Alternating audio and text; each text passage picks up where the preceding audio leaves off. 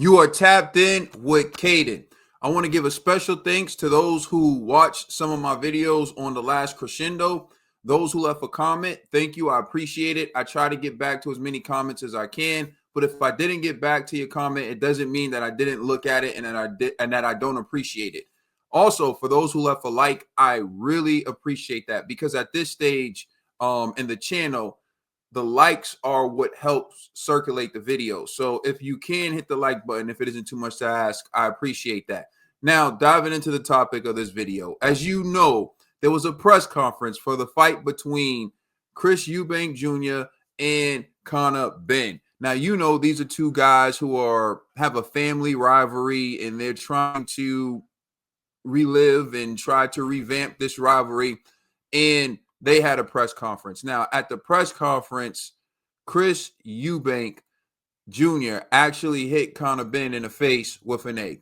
And we're going to take a look at it right now. So here you see Chris Eubank Jr. wrote, apparently egg contamination was the reason for his 2 failed drugs tests. So I contaminated him with an egg. Now, this fight was scheduled to take place earlier, but they had to postpone the fight because Conn Benn tested positive for a banned substance, which the WBC alleged was due to consumption of eggs and a contaminated egg. So at their press conference for this fight, this is what Chris Eubank Jr. did. The family feud goes on.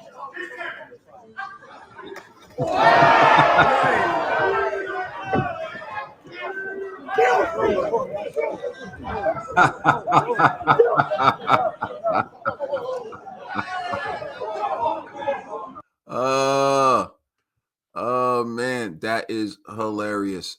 All right, so you saw right there what took place. And both fighters tweeted about it since. Here's what Chris Eubank Jr. tweeted. He wrote, excellent. And you see Conn Benn is pissed. He is upset, and security is holding him back. Shout out to security. They did a great job, by the way, making sure that the fighters didn't throw down there. And here's what Boxing Antics did. They Boxing Antics, and you see this picture of Conn Benn as a egg superhero right here. And now we're going to take a look at what Conn Benn had to say on social media about the incident. Conn Benn tweeted out, and here it is right here. Conn Benn tweeted, "Don't worry, Satsuma head. I won't be pressing charges. I'm not a Fanny Devin Haney. I'll be getting it back in blood." Now, he said this in response to what Ring Magazine posted, because Ring Magazine posted an article that said, following last night's press conference between Chris Eubank Jr. and Conn Benn, the British Boxing Board of Control has confirmed punishments could follow after Chris Eubank Jr. slapped Conn Benn with an egg. And you see is Chris Eubank Jr. facing punishment at the egg slap. And Conn Benn's like, don't worry, he's going to get it back in blood in the ring, and he's not looking to press any charges. So I respect that from Conn Benn. And lastly, what I'm going to do is I'm going to play you a clip from Chris Eubank Sr. back when this fight was originally scheduled to take place, before the contamination happened and the fight had to be postponed. Here's what Chris Eubank Sr. had to say about his son, Chris Eubank Jr. fighting Conn Benn.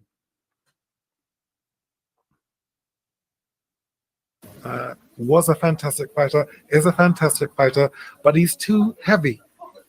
Okay, he is a 168-pound fighter. For him to get down to 160 now is too much for him.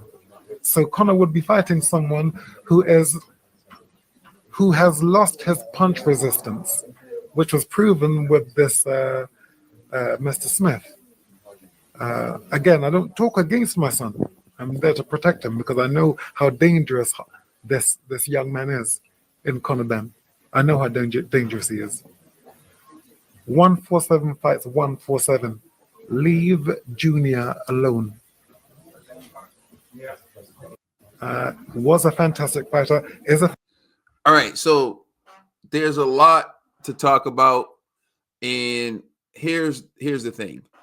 To answer the question directly, who do I think is the villain in this fight? For me, the villain is Conor Benn, because Conor Benn I was on Conor Benn's side originally. Originally, I felt like Chris Eubank Jr. talked too much trash. I thought Chris Eubank Jr. was arrogant for thinking he can drain himself to go down to 160 and still beat Conor Benn against his dad's wishes, everything. But then once Conor Benn popped and Eddie Hearn still was trying to put on the fight and Conor Benn wasn't taking accountability, and the way his team started acting, I was like, man, like I really don't like this, especially Eddie, who was being a hypocrite for the way he went after Canelo, Gerald Miller.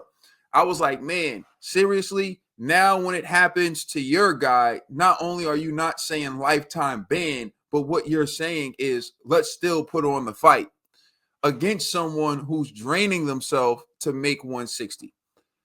So I always had an issue with that, and since then, the way they were carrying themselves after Conor Benn and Eddie Hearn, to me, the villain in this fight is Conor Benn, and the villain in this fight is Eddie Hearn, because Eddie Hearn has been running around acting like he's a fighter, like Ben Shalom said. Because after this incident happened, Eddie Hearn ran up on Ben Shalom and started acting tough. I think he pushed Ben Shalom at one point.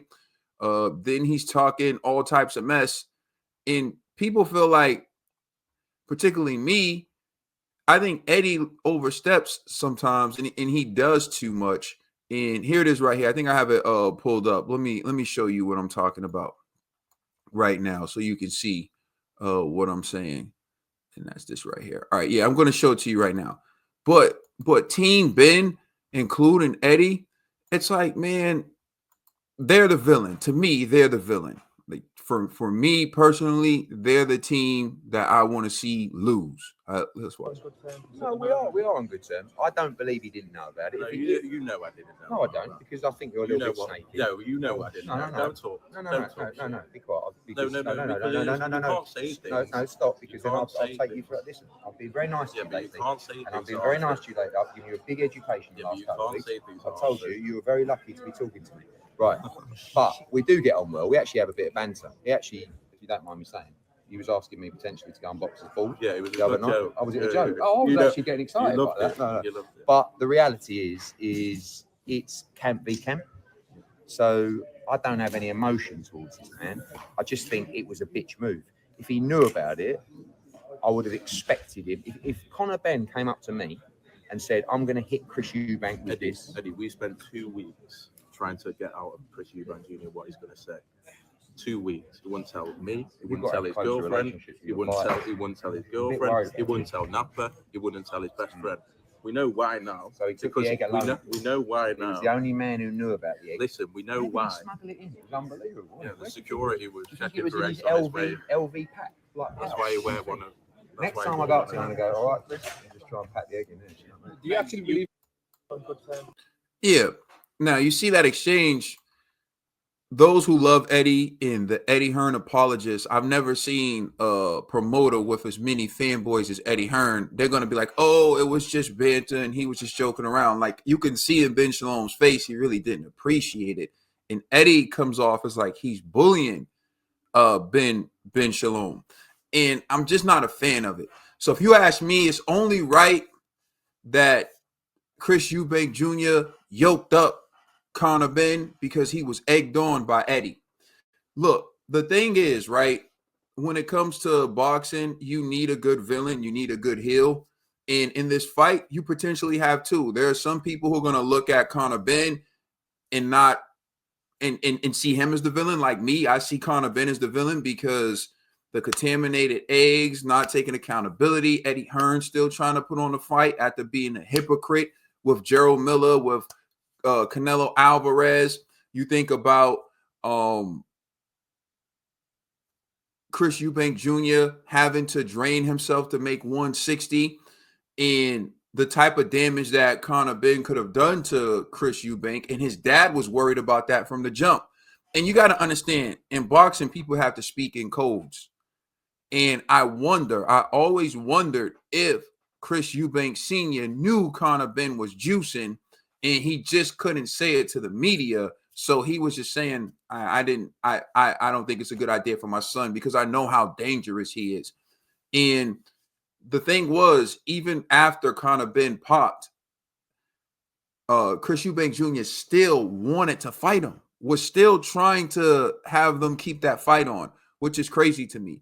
But personally, the team that I see as the villain is Conor Benn and Team Hearn. Now, that doesn't mean that there aren't people who won't see Chris Eubank Jr. as the villain. Originally, I was against Chris Eubank Jr. because he's petty, he's arrogant. He gives the impression that he doesn't really take boxing that seriously. Like it's just something he does because he has the ability to do it. Almost similar to Julio Cesar Chavez Jr. But after all this, I am on Chris Eubank Jr.'s side. I want to see Chris Eubank Jr. beat Conor Benn. I'm not a fan of Conor Benn's the way he's been acting, and you see he's even taking a shot at Devin, which is cool. Everyone takes a shot at Devin, but it's like you're a boxer. You can fight Devin. You can fight him. And I know he would want to fight Devin because he feels like he can beat Devin Haney because he saw Ryan Garcia do it. But the reality is Conor Benn's skill set is nothing like Ryan Garcia's. He's no Ryan Garcia. His left hook's not as fast as Ryan Garcia. It's not as powerful as Ryan Garcia because I've seen some of the fights in which he's gone to the later rounds, and I know Ryan Garcia would have caught the person clean and cooked them. But the reality is, I think Conor Benn is the villain. I respect Conor Benn for saying let it be. I'm not going to do anything. I'm not going to press any charges. I don't want anything to happen because one, we were scheduled to fight before, and then the BBBFC jumped in and we weren't able to fight. And two, although if you're Conor Benn, you may be seriously upset. You saw the buzz that this generated. Everyone's talking about it. And personally, I'm someone who was like, I don't want to see these two guys piggyback off their dad's names and get a payday off of it. What their dads did in the past have nothing to do with them. But after seeing the egg and all that, now I want to see the fight. Because now I'm like, all right, you know what? I'm kind of interested in the fight. So salute to them. Some people were saying it's staged. Well, if it was staged, they executed. See, it's one thing for an altercation to be staged, but if you don't execute it the right way and people know it's staged, it's obvious that it's staged, that can be a problem. But in this instance, what we saw was what appeared to be authentic, what appeared to be real, and Conor Benn not knowing that he was about to get hit with an egg. So if it was staged, they did a great job executing the altercation to the point where it seemed authentic and real. I think it was authentic. And the thing is, if you're someone like Chris Eubank and you want to do something to sell the fight, you can't give a warning to Conor Benn like, listen, man, I'm gonna do something to sell the fight. It's gonna cross the line a little bit, but just know I'm gonna do that. You can't do that because it'll take away the element of surprise, and it will. So I think Chris Eubank came up with the idea. He thought it would be a good way to promote the fight. Personally, I think it was a good way to promote the fight. I am now more interested in the fight than I was prior to him egging, His Excellency and Aggie, Chris Eubank Jr. But anyway, let me know what you think about what took place in the comment section. Let me know who you think is the villain in this fight. Who are you rooting for? And of course, hopefully, I have the opportunity to respond. If you can, hit that like button, especially at this point in the channel, because it helps circulate the video to other people. Also, if you can't watch the video, you can listen to it. The podcast is available on all major streaming services, and the numbers are lovely on the podcast. So thank you for those who do watch and listen to this on the podcast. All right, I'm out. Peace.